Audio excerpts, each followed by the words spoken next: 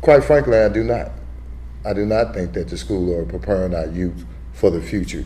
Not only do I think or don't think that the school are preparing our students or our children for the future, I don't think that we are for the most part. I think that we have fallen victim to Americanized society to say that we have or we don't have any interest because of the things in which they do or the things in which they feed us. Excuse me. Or the things in which they feed us in order for us to believe the things in which our youth has grasped a hold to.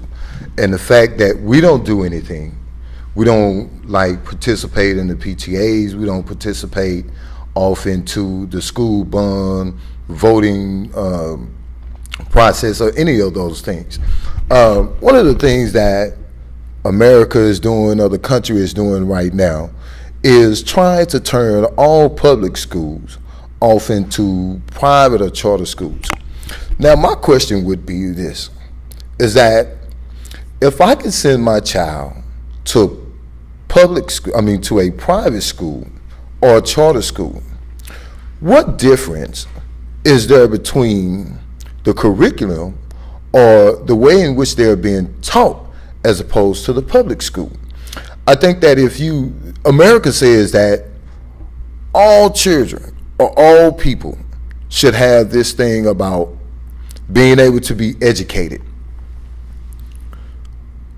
So if we, as they say, and if they live by their creed, America lives by its creed in saying that all children have the right to be educated, then why is it that we are the least and the less educated people with the less material and the worst curriculum out of all like educational institutes?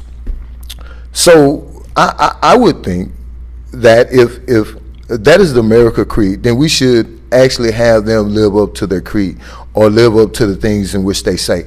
And that means that we have to participate. That means that we have to grab a hold to our own children and begin to teach them as well. The state of Dallas, I think, believe that, if I'm not mistaken, they went from having this thing about having how the school was funded, went from having school funded from property taxes to corporate taxes. Now, within corporate taxes, corporations really don't pay taxes anyway, for the most part. So that leaves us with a huge shortage in funds. And just as well as they say just as well as they say like the Texas lottery is supposed to have like 50% or whatever the percentage is that goes to our educational system, I think that if we research that, then we'll find out that it may be only like 2%, maybe 5% of all the money which they get from the Texas Lotto, right? And if we do not begin to have questions or to make some demands on the public school system, as well as the state, the city, DISD, or whatever district that you're in, if we do not begin to have questions or make demands and have them to teach our children, then we're going to be a lost society within the matter of being put in jail. These are the things in which they're doing right now.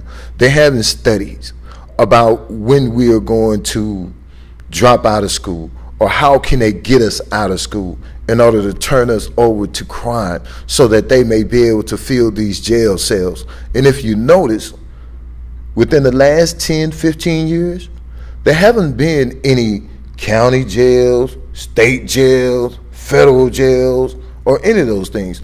All of these things have been privately owned.